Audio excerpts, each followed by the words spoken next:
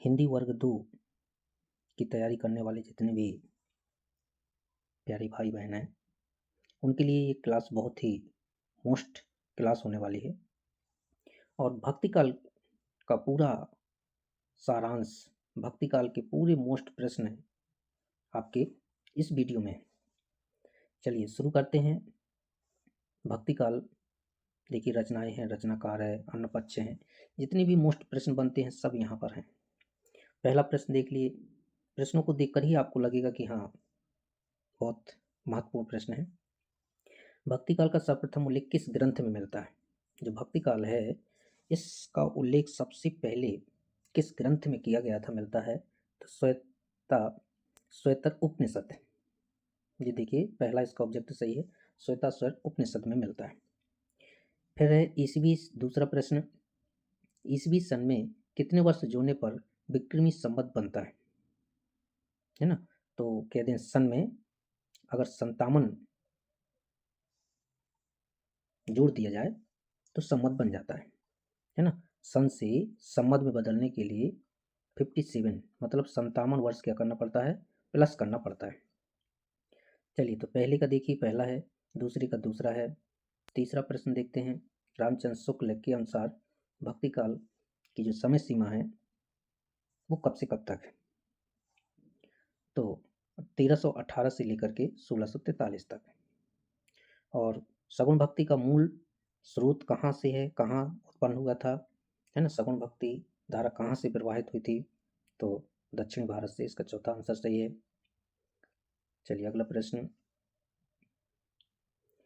निर्गुण भक्ति का आदि स्रोत कदाचित कौन सा उपनिषद माना गया है? श्वेताश्वर उपनिषद, ये पहले मैंने बता दिया। बीजक के संकलनकर्ता और संपादक, दोनों चीजें पूछ रहा है कि जो बीजक रचना है बहुत ही मोस्ट, इसके संकलनकर्ता का नाम और संपादक का नाम, दोनों का नाम एक ही है। तो बीजक किसकी है? धर्मदास। बीजक रचना तो है ये कबीरदास की, है ना? रचना कबीरदास की है, लेकिन उसके जो संपादक हैं, संकलनकर्ता हैं, वो धर्मदास है। बर्बे नायिका भेद किसकी रचना है? रहीमदास की है। बर्बे नायिका भेद रहीमदास की रचना है। अगला है मोह मुद्गर के रचनाकार शंकराचार्य, है ना? मोह मुद्गर जो रचना है इसके रचनाकार शंकराचार्य हैं। चलिए आगे कुछ रचनाएं हैं, इनकी आपको रचनाकार का नाम बताना है। जो सुंदर विलास है वो किसकी रचना है? सुंदरदास, है ना? आशा दीवार जो बहुत मोस्ट रचना है, आशा दीवार किसकी है? गुरु नानक की। आशा दीवार रचना गुरु नानक की। इसके बाद हरडे वाणी, हरडे वाणी किसकी रचनाओं का संग्रह है? तो हरडे वाणी जो है वो दादू दयाल की रचनाओं का संकलन है। हरडे वाणी किसकी है? दादू दयाल की रचनाओं का संकलन है। ठीक है, तो हरडे वाणी का जो संकलन किया था वो किसने किया था? संतदास जगन्नाथ। ठीक है, हरडे वाणी का जो संकलन है वो किसने किया था? जगन्नाथ ने किया था। और अंगबधू के नाम से रज्जब ने किया था। अंगबधू के नाम से, यानी दादू दयाल की रचनाओं का संकलन हरडे वाणी के नाम से जगन्नाथ ने और अंगबधू के नाम से रज्जब ने किया था। अब यहाँ देखिए प्रश्न आ गया, रज्जब किसके शिष्य थे? है ना? तो दादू दयाल के थे।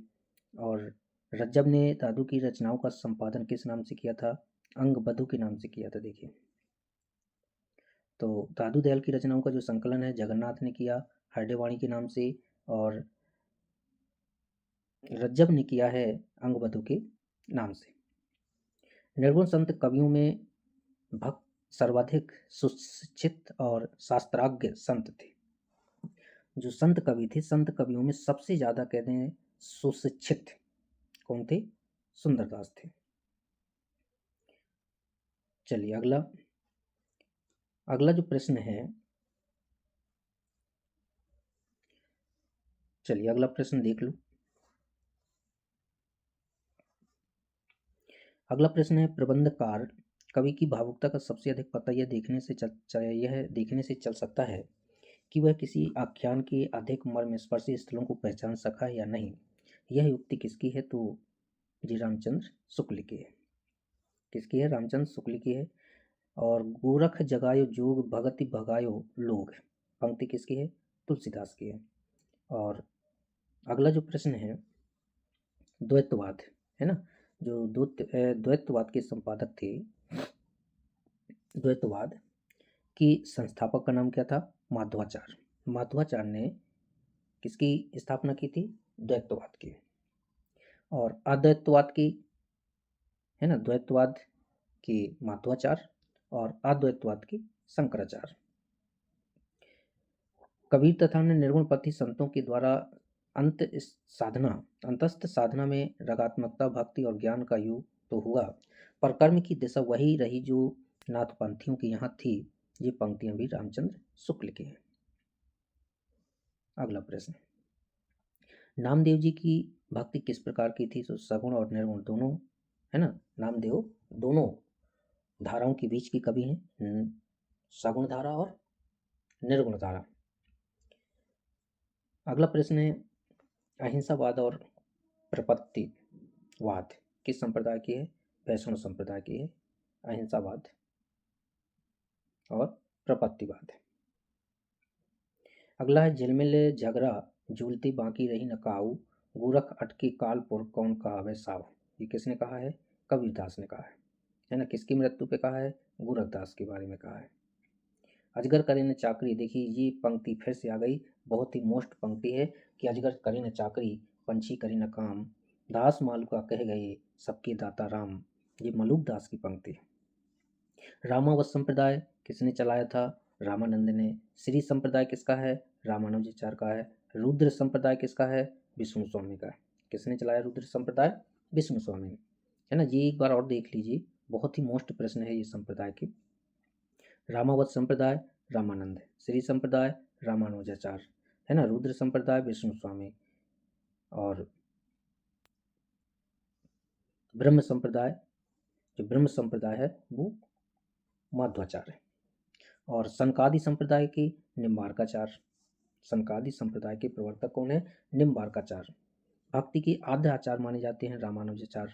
भक्ति के आद्य आचार्य किसे कहा गया है? रामानुजाचार्य को कहा गया है।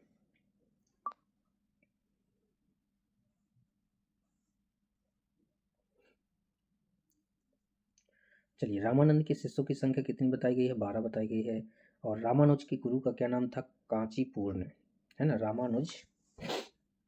रामानुज के गुरु का नाम क्या था? कांचीपूर्ण था। और शुद्धा द्वैतवाद का प्रतिपादन किस दार्शनिक ग्रंथ में हुआ था? तो उत्तर मीमांसा में हुआ था, है ना। उत्तर मीमांसा में शुद्धा द्वैतवाद।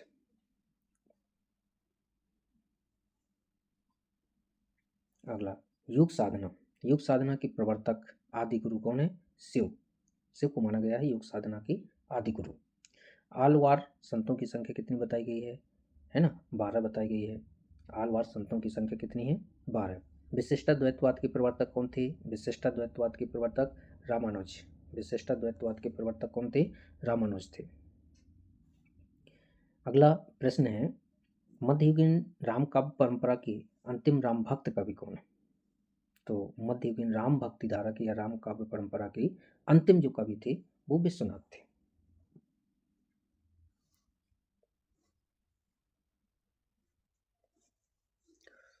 चलिए दोस्तों, देखते हैं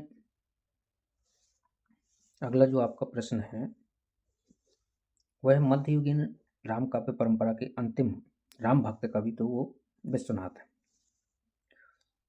चलिए अगला प्रश्न देखते हैं, बहुत ही मोस्ट प्रश्न है दोस्तों ये।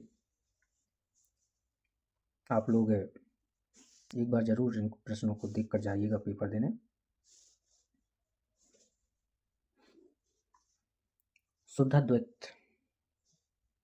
शुद्धाद्वैतवाद, है ना, किसका है? वल्लभाचार्य का है। निम्न में से कौन रामानंद का शिष्य नहीं था? तो रैदास था, कबीरदास था, पद्मावती थी, लेकिन दादू दयाल नहीं थे। सिख संप्रदाय के प्रवर्तक एवं प्रथम गुरु, तो सिख संप्रदाय या सिखों के प्रथम गुरु कौन थे? गुरु नानक थे। गुरु नानक को सिखों का प्रथम गुरु कहा गया है ना। गुरु नानक सिख संप्रदाय के प्रवर्तक भी थे और प्रथम गुरु भी थे। पंक्तियों की रचयिता देखिए, निर्गुण राम जपौं रे भाई, अविगत की गति लख न जाई। ये कबीरदास जी हैं। कबीरदास जी ही ऐसा कह सकते हैं क्योंकि निर्गुण धारा के थे।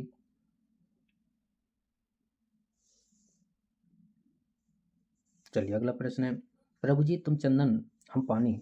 ये पंक्ति आप लोगों ने खूब पढ़ी होंगी, है ना। ये रैदास ने कहा है कि प्रभु जी तुम चंदन हम पानी, जाकी वास अंग अंग समाने। अगला प्रश्न है कबीर 42 नंबर का है, कबीर काणी राखी नहीं वर्णाश्रम सठ दर्शनी। किसने कहा है? नाभादास ने। निर्गुण ब्रह्म को कियो समाधु, तब ही चले कबीरा साधु। किसने कहा है? ये कबीरदास के बारे में दादू दयाल है। अगला है, सुजोगी जाके मन में मुद्रा, सुजोगी जाके मन में मुद्रा, और रात दिवस न करे निद्रा। जी आपकी कबीरदास की है। अपना मस्तक काट के वीर हुआ कबीर, जी दादू दयाल ने कहा है।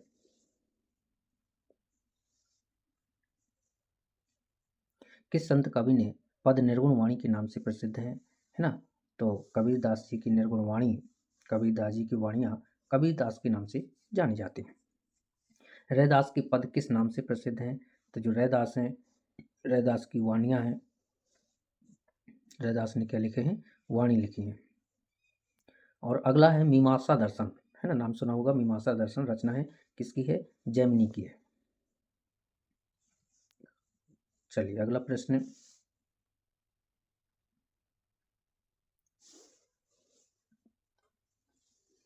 सांख्य दर्शन, है ना। सांख्य दर्शन किसकी है? कपिल मुनि की है। योग दर्शन किसकी है? पतंजलि की है। न्याय दर्शन किसका है? गौतम का है। चरवाक दर्शन किसका है? म्यार मत्स्य, है ना। मेवार हस्यत, मेवार हर्षित का है। जैन दर्शन किसका है? जैन दर्शन, है ना, जैन दर्शन को स्यादवाद के नाम से भी जानते हैं, पार्श्वनाथ का है ना, पार्श्वनाथ का है जैन दर्शन। सूफी काव्य परंपरा की पहली कवि कौन है? तो सूफी परंपरा का सबसे पहला कवि मुल्ला दाऊज को माना गया है। और सत्यवती जो कथा है, सत्यवती कथा ये किसकी है? ईश्वरदास की है। मुल्ला दाऊज की रचना कौन सी है? चंदायन किस भाषा में लिखी गई? अवधी भाषा में लिखी गई है। हिंदी में सूफी काव्य परंपरा के कवि कौन है? सूफी कवि जायसी को कहा गया है। आखिरी कलाम, जो आखिरी कलाम रचना है वो किसकी है? जायसी की है। जायसी की किस काव्य में देवनागरी वर्णमाला के एक अक्षर को लेकर सैद्धांतिक बातें कही गई हैं? तो अखरावट, है ना। अखरावट पूरी जो रचना है वो वर्णमाला पर आधारित है। अगला, ढोला मारूरा दूहा, ढोला मारूरा दूहा कुशल लाभ की रचना है। ये बहुत ही मोस्ट रचना है। मानुष प्रेम भयउ बैकुंठी, मानुष प्रेम भयउ बैकुंठी किसकी रचना है? जायसी की है। पद्मावत की भाषा कौन सी थी? अवधी भाषा। पद्मावत की भाषा कौन सी? अवधी थी। अगला है हंस जवाहिर, है ना। हंस जवाहिर की रचना कासिम शाह है। हंस जवाहिर रचना किसकी है? कासिम शाह की है। इंद्रावती और अनुराग बासरी किसकी है? नूर मोहम्मद की है। दोनों रचनाएं किसकी हैं? नूर मोहम्मद की हैं, इंद्रावती और अनुराग बासरी। चित्रावली रचना किसकी है? उस्मान। चित्रावली किसकी है? उस्मान की है। और भक्ति काल की प्रेमाश्रयी धारा पर किस मत का अधिक प्रभाव है ना? प्रेमाश्रयी, इसका दूसरी नाम, दूसरा कह दें सूफी काव्य, है ना। सूफी काव्य भी इसे कहा जाता है। तो प्रेमाश्रयी, जब प्रेम मार्गी धारा भी इसे कहा गया है, ठीक है। तो भक्ति काल की जो प्रेम मार्गी धारा है इसमें सूफी मत का सबसे ज़्यादा प्रभाव था, और सूफी धारा भी इसे कहा जाता है। अगला है, पीयूषु कहूँ संदेशड़ा, है भौरा की काग, असोंधनि विहरे जरि मुई, तेहिक धुआं हम लाग। जासी, मलिक मोहम्मद जासी। जो पद्मावत रचना है उसमें ये लिखा गया है। चित्ररेखा किस कवि की रचना है? तो चित्ररेखा भी जायसी की है। आचार्य रामचंद्र शुक्ल ने किस सूफी कवि को सूफी काव्य परंपरा का प्रथम कवि माना है? मतलब प्रथम कवि आचार्य रामचंद्र शुक्ल ने किसे माना है? तो कुतुबन को प्रथम सूफी कवि माना है। डॉक्टर राम कुमार ने किसे सूफी काव्य परंपरा का प्रथम कवि माना है? तो मुल्ला दाऊद को। देखिए, रामचंद्र शुक्ल ने कुतुबन को कहा है, राम कुमार वर्मा ने मुल्ला दाऊद को कहा है। मृगावती किसकी है? कुतुबन की है। मधुमालती किसकी है? मंझन की रचना है ना। मंझन मधुमालती कुतुबन मृगावती।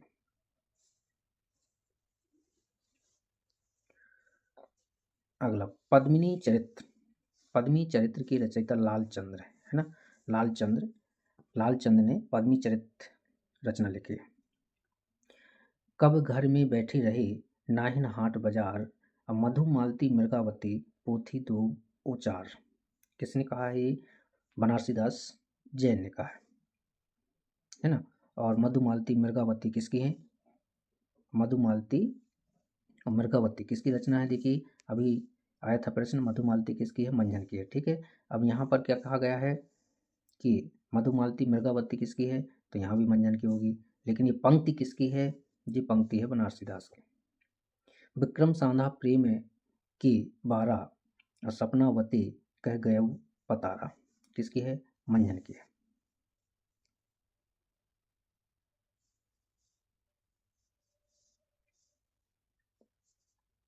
अगला प्रश्न है, रुक्मिणी पुनि वैसे ही मरी गई, कुलवंती सत सो सती भाई। किसकी है? कुतुबन की है। बलम दीप देखा अंग्रेजा, वहाँ जाए जे कठिन करीजा। किसकी है? उस्मान की है। जगत है वह सृजनहारा, जो किछु है मन मरम हमारा। जी किसने कहा है? नूर मोहम्मद ने कहा है। नूर मोहम्मद। रचना इनकी अनुराग वासरी। चलिए अगला प्रश्न है, तन चित उर मन राजा कीन्हा। जी बहुत ही मोस्ट पंक्ति है आपकी कि तन चित उर मन राजा कीन्हा, हे सिंघल बुद्धि पद्मिनी चिन्हा। जी जायसी ने कहा है। कवि ने अपनी झाड़ फटकार के द्वारा हिंदुओं और मुसलमानों का कट्टरपंथ दूर करने का जो प्रयत्न किया वह अधिकतर चिढ़ाने वाला सिद्ध हुआ, हृदय को स्पर्श करने वाला नहीं। ये रामचंद्र शुक्ल ने कहा है। माधवानल कामकंदला किसकी है? गणपति की है। हिंदी साहित्य की पीठिका। देखिए हिंदी साहित्य का इतिहास आ गया एक साहित्यिक रचना। हिंदी साहित्य की पीठिका किसकी है? राजबली पांडे की है। हिंदी साहित्य की पीठिका मतलब हिंदी साहित्य का जो इतिहास है इसकी पृष्ठभूमि लिखने वाली राजबली पांडे। रस रतन किसकी है? पोहकर की है ना। नल दमयंती प्रेमाख्यान काव्य की रचनाकार नरपति नाल।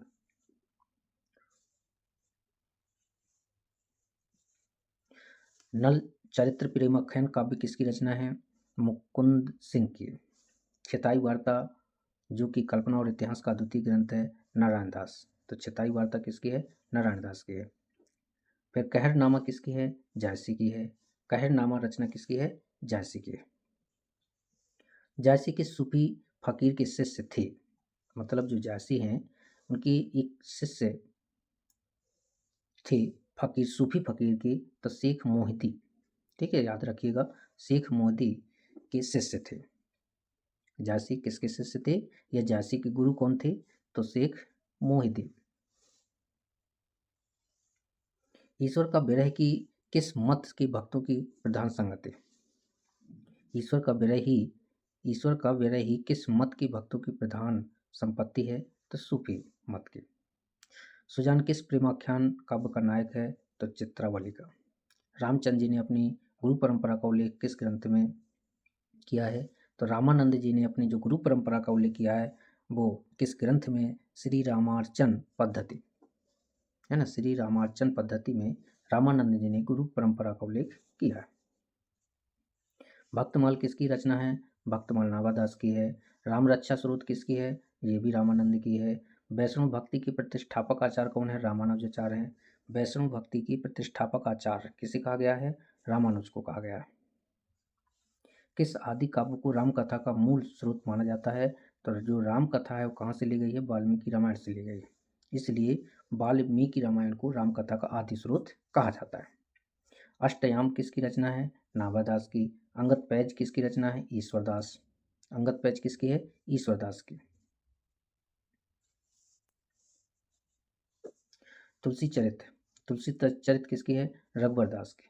रघुवर दास की तुलसी चरित ये रचना भी बहुत मोस्ट है। मूल गोसाई चरित किसकी है? बेनी माधव दास की।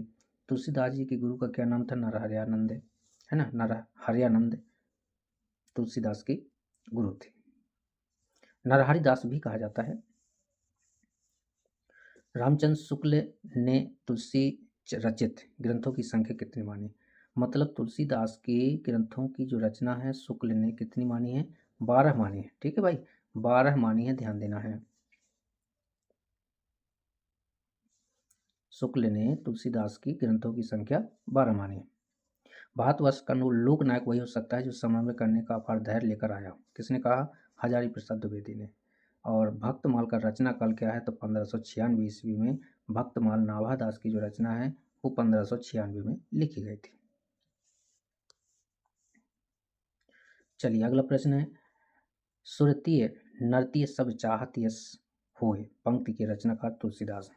लाज नावत आपको दौरे आए हूँ साथ, धिक धिक ऐसे प्रेम को कहा कहो मैं नाथ।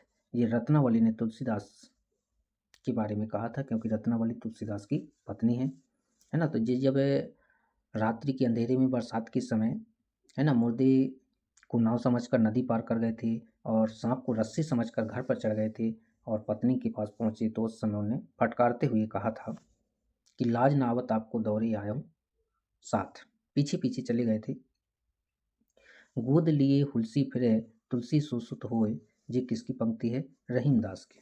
रहीमदास ने कहा है कि गोद लिए हुलसी फिरे तुलसी सुसुत होए। रामचरितमानस को पूरा करने में तुलसीदास को कितना समय लगा था? तो 2 वर्ष 7 माह, है ना, 2 वर्ष 7 माह का टाइम लगा था। और कुछ दिन भी बताए गए हैं, दिन भी हैं, 2 वर्ष 7 माह 18 दिन करके, है ना, इतने दिन लगे थे, 7 माह लगे थे, है ना, 7 माह लगे थे और 2 वर्ष लगे थे। इतना टाइम रामचरितमानस को लिखने में लगा था, 2 वर्ष, है ना, 7 माह और 18 दिन। तुलसीदास जी ने रामचरितमानस की रचना किस पद्धति में की है? तो दोहा चौपाई पद्धति। और दोहा चौपाई पद्धति को क्या कहते हैं अपन? है ना, कड़वक बद्ध कहते हैं, ठीक है, तो कड़वक बद्ध कहा गया है।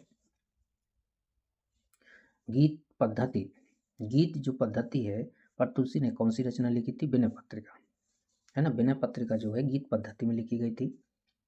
और रीझी अपनी बूझ पर कीजी विचार विहीन, ये तुलसीदास की रचना है। तुलसीदास को कलिकाल का वाल्मीकि नाभादास ने कहा है। ये प्रश्न बहुत ही मोस्ट है कि तुलसीदास को कलिकाल का वाल्मीकि किसने कहा है? नाभादास ने कहा है। रामचरितमानस में कुल कितने कांड हैं? तो 7 कांड हैं, ठीक है।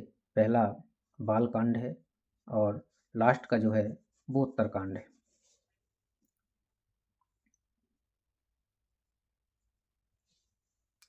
तुलसीदास